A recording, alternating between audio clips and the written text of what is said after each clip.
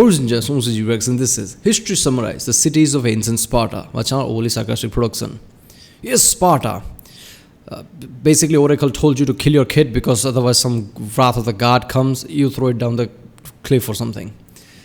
Scientists tells us that we find babies cute, so we would take care of them rather than not or something like that. There is a deep psychological thing behind it, right? That's why even dogs are becoming cuter and cuter, domesticated dogs, so we take care of them more. But I guess that didn't apply to Spartans, right? Oh, look at that, just a few hours old baby, isn't that cute? Oh, there's some imperfection, throw it down the cliff. Yeah, that part of Spartan's brain, I guess, wasn't working or something. But yeah, obviously this is just gonna cover just cities and not overall. I'm pretty sure he made a lot of Spartan video or something. But yeah, this is about, I don't know, but wasn't it mostly Greek based, I guess? I don't know. I'm pretty sure it was like, so, cities would be good compared to the other one. But I don't know much about this, so I guess we'll see. Remember, like Erickson, don't forget to subscribe. So, I know which type of videos to direct tomorrow. Check out the Erickson, there's a link in the description. And yeah, that's what it is. The walls of ancient Sparta were said to be made not of brick, but of men. And like many things said about the Spartans, this is almost as cool as it is misleading. By the classical period, Sparta had earned a reputation for its brutal training program and singular focus on producing the best warriors possible. So women exercised rigorously to bear the strongest Spartans, and those boys began their training at age 7. The military machismo is palpable. Then, in 480, came their crowning achievement of defending Thermopylae to the death against Persia and ousting them for good the following year, and so the myth of Spartan excellence was set forever. Sparta's actual battle record is... If your whole life has been centered on war like that, like nothing else matters, since you're 7 you start to fight. I'm pretty sure before that you were even being taught to, just like how you're being taught to how to speak, how to write, I guess they are being taught how to fight somewhat, right? So imagine if Thermopylae, we see it from our perspective, but from their perspective, it's like, boys, this is the day we die, this is the way we become immortal, this is what we were waiting for, basically. Their whole psychology would be different than what we think today. Like, okay, we are going to stop, whole Persian horde right here. Less impressive, but the badass fear no death vibe was enough to convince most of mainland Greece to join the winner's circle and ally with Sparta's Peloponnesian League. Wait, what? Forever. Sparta's actual Sparta helped in every major battle against the Persian Empire, including the Thermopylae and Placia. Okay. When by itself, Sparta had lost battles against other Greek cities. They were good, just not invincible. Yeah, whatever.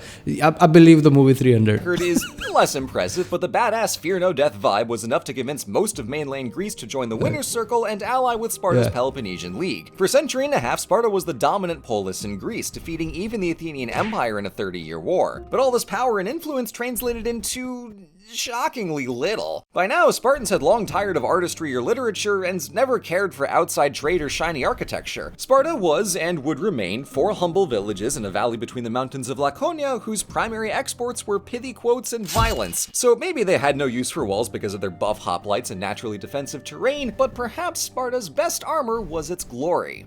Now, if the Spartans spent all their time exercising, training, and flexing their muscles for the bros in the barracks, who was doing all of the farming to support their society? Exactly. Ancient Greek sexism was a hell of a drug, but... See, when your society is centered on just warfare, you lack on everything else. By that point, you can succeed, but only if you keep conquering, like Alexander the Great. Just don't stop. Go and go and go. That's the only way your society moves forward. Even Spartan women enjoyed many of the same privileges and leisures as male citizens. Instead, the Spartans handled the task of agriculture with slavery. Like, holy hell, so much slavery. See, just to the west of Laconia is the region of Messenia, and sometime in the late 700s, Sparta waged a multi-generational war to conquer Messenia and subjugate the entire population as helots, a whole class of people enslaved and owned communally by the Spartan state, laboring in the fields for centuries so the boys back home had more time to run laps and wrestle. From its earliest identifiable history, Spartan society was built to preserve this core dynamic of citizen leisure and helot. Look at those lackluster slaves doing nothing. We are the true men. Resting for half an hour. We are the true men. Look at those idiots just plowing the field and working the field only 8 hours. We are the true men here. Servitude, and they remained utterly terrified that it might break. Unfortunately, Sparta's enemies were aware of this, so the city of Argos supported a Helot uprising in the mid-600s to try and topple Sparta. It failed, but the lingering paranoia might have been the spark for Sparta's subsequent transformation into a military aristocracy, complete with a secret police designed to spy on and terrorize the Helots. However frightening it must have been to go up against a classical-era Spartan phalanx, it had nothing on how scared they were about the Messenians they'd enslaved. For all the scholarly debate about Sparta's actual strength in battle, two clear weaknesses are how they had no cavalry and they could barely sail to save their lives. But this is where the Peloponnesian League proved useful, as it allied Sparta to the second strongest naval power in Greece, the city of Corinth. Situated right at the isthmus connecting the Peloponnese to the mainland and smack in between two seas, Corinth was a maritime heavyweight in trade, naval power, and colonization, with settlements spanning from Potidea to Korkyra to Syracuse. Throw in how Corinth was an actual city renowned across Greece for its beauty, and it was easily Sparta's crown jewel of the league, if they cared about that kind of thing. Naturally, Sparta really just wanted Corinth for their ships, because that was their only shot at... Yeah, I know he's made Assassin's Creed videos. I'm pretty sure I've seen there's some recommended free notification or whatever. I was imagining the big history guy that he is, Blue, right? You must have loved Origins and Odyssey, especially Odyssey. Because Origins mostly mythical, center around that. Somewhat hazy, but Odyssey, you can see a lot of structure, a lot of difference, Peloponnesian War like that, right? You can actually battle with ships and shit, just, Athens, Sparta, you can change it, right? So I think he must have loved that game.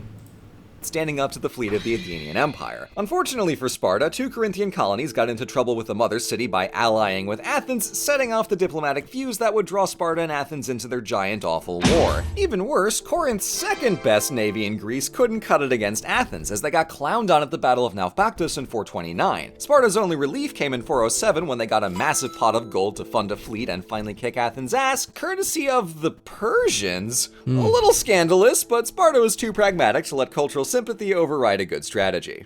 Some Greek cities seems destined to not exist. See, when war finally broke out between Athens and Sparta in 431 BC, the Spartans' plan for a quick and easy win was to besiege the city, burn the countryside, and either starve them out or bait them into a losing battle. But Athens had the naval convoys to keep the city well fed, and the restraints to not run outside their walls and get immediately flattened by a Spartan phalanx. Or so they feared. So in 429, Sparta instead set out for nearby Plataea. It was the site of the final battle of the Persian Wars, and after its destruction, the Greeks rebuilt it and made it into a neutral sacred space in thanks for their role in the victory. However, Plataea was always being menaced by its bigger neighbor Thebes, so ever since 519, the Plataeans had a defense agreement with Athens. Now, when the big war got going a century after, Thebes took the occasion to live its truth and attack Plataea, sending in saboteurs and building giant ramps to scale the walls, but failing to breach the city before Sparta arrived in 429. Look at how they made this from the logs and shit. This is ridiculous. Look at that.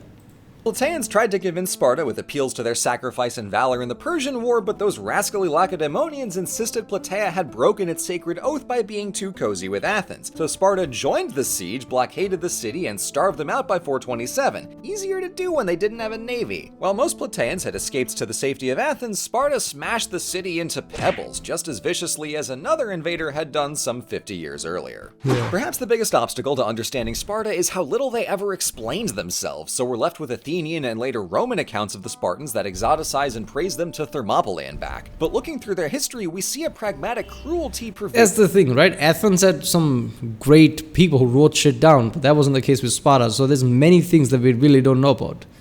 For all we know, Sparta was even, much more detailed than we already know. I'm pretty sure that would have been the case because we have so little account of it. And this is all based by some other, historians. Their choices. Kill the Plataeans, they're too friendly with Athens. Ally with archenemy Persia to defeat Athens. Any boat money is good boat money. Enslave an entire population of helots to make them farm. It gives us more time to exercise. Beat your kids and leave them to starve. It'll train them into tougher soldiers. Sparta's cruelty was deliberate and calculated not just against its enemies, but imposed on itself. Spartans loved their leisure, yet also chose to make their lives harsher for the sake of their army and state. What strikes me about Sparta are these contrasts, like how individual Spartans have a blasé attitude towards death, be it in battle or childbirth, yet Sparta as a polis was ruled by fear of change, of foreigners and their ideas, of not being stronger than their enemies, and of the helots they enslaved. Sparta and Athens aren't mirror opposites, and they both cut a villainous. Humans, doesn't matter how they live, will always fear some other power, right? Even if their whole lifestyle is based around, we don't fear anything, of course they fear something. Figure in the Peloponnesian War, but more than any other civilization in the classical world, people's perceptions and praises of Sparta says a lot more about them and their values than it says about the boys in red. Thank you for watching. My favorite part of researching these Greek history videos is how the research process always spills over by multiple pages of notes, and those get filed away for future videos. So there will be more talk of Greek warfare and Spartan geopolitics in a later history summary. Yeah, see, I love around this time because how they just created that ramp using a lot of logs and shit. See, of the later times, right, in the medieval ages and things, like, there's been many instruments of siege and things like that. Makes sense. But around this time, this was way too long ago. And seeing very first attempts of seeing things like, oh, how to scale the wall. Let's just put logs and logs and logs on top of it and just create this kind of a ramp. This feels just, I don't know why, it just feels so good just seeing things like that. Because later on, of course, all the technology things are ingenious in warfare. Sure, but very early times where people had no idea how to do this and they just come up with anything, that's just great. Well, that was History Summarized the Cities of Ancient Sparta by channel Only Sarcastic Production. If you like my reaction, don't forget to subscribe, and I'll see you next time.